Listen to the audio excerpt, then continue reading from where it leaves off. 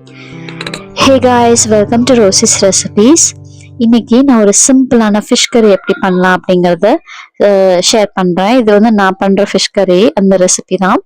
இது வந்து பிகினர் கூட பண்ணிடலாம். ஸோ 1 கிலோ ஃபிஷ்ஷுக்கு வந்து 2 பெரிய வெங்காயம், 10 பல்லு பூண்டு, 2 தக்காளி, 2 கொத்து கருவேப்பிலை, ஒரு கை வந்து கொத்தமல்லி, இது எல்லாத்தையும் நல்லா கழுவி நல்லா ரஃபா சாப் பண்ணிட்டு இதை மிக்ஸி ஜார்ல சேர்த்துக்கலாம்.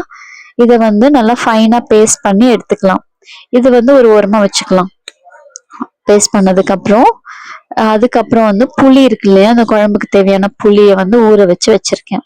ஸோ இது ரெண்டுத்தையும் ரெடி பண்ணிட்டு நம்ம ஸ்டவ் ஆன் பண்ணி கடாய் வச்சோம்னா கரெக்டா இருக்கும். இப்போ வந்து ஸ்டவ் ஆன் பண்ணி கடாய் வச்சுக்கிறேன். இதுல வந்து நான் நல்லெண்ணெய் ஊத்திக்கிறேன். நல்லெண்ணெய் சூடானதுக்கு அப்புறம் இதுல 1/2 டீஸ்பூன் வந்து வெந்தயமும் கடுகும் சேர்த்து பொரிஞ்சதுக்கு அப்புறம் கொஞ்சோண்டு கருவேப்பிலை, அப்புறம் நம்ம ரெடி பண்ணி வச்சிருந்தோம் இல்லையா பேஸ்ட், அதையும் போட்டு நல்லா வந்து சாட்டே பண்ணிக்கலாம். இது பச்சை வாசனை எல்லாம் போனதுக்கு அப்புறம் ஒரு 5 to 6 minutes போனதுக்கு அப்புறம் மசாலா சேர்த்துக்கலாம். 2 டேபிள் ஸ்பூன் வந்து குழம்பு மிளகாய் தூள், 1 டேபிள் ஸ்பூன் வந்து சில்லி பவுடர், 1/2 டீஸ்பூன் வந்து டர்மரிக், அப்புறம் 2 வந்து பச்சை மிளகாய், இது எல்லாத்தையும் சேர்த்து நல்லா மிக்ஸ் பண்ணிக்கலாம்.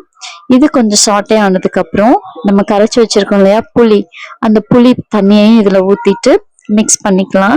இது நல்லா மிக்ஸ் ஆனதுக்கு அப்புறம் ஒரு ஃபைனா நம்மளுக்கு ஒரு நல்ல ஒரு பேஸ்ட் கிடைக்கும், பேஸ்ட் மாதிரி ஒரு இது கிடைக்கும். ஸோ இந்த அளவுக்கு வந்ததுக்கு அப்புறம் இப்போ நம்ம வந்து வீட்டுக்கு நம்மளுக்கு எவ்வளவு தேவையோ அந்த அளவு தண்ணி ஊத்திக்கலாம்.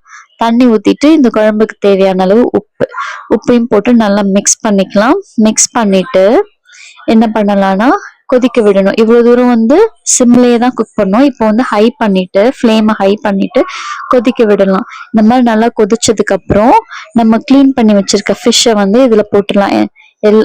எந்த ஃபிஷ்ஷா இருந்தாலும் இந்த டைம்ல நம்ம ஆட் பண்ணிட்டு இது வந்து ஒரு 20 to 30 minutes வந்து ஒரு சிம்மர்லயே நல்லா கொதிக்க விட்டோம்னா நம்மளுக்கு குழம்பு வந்து ரெடி ஆயிடும். அப்ப கன்சிஸ்டன்சி பார்த்து நம்ம வந்து ஆஃப் பண்ணிக்கலாம்.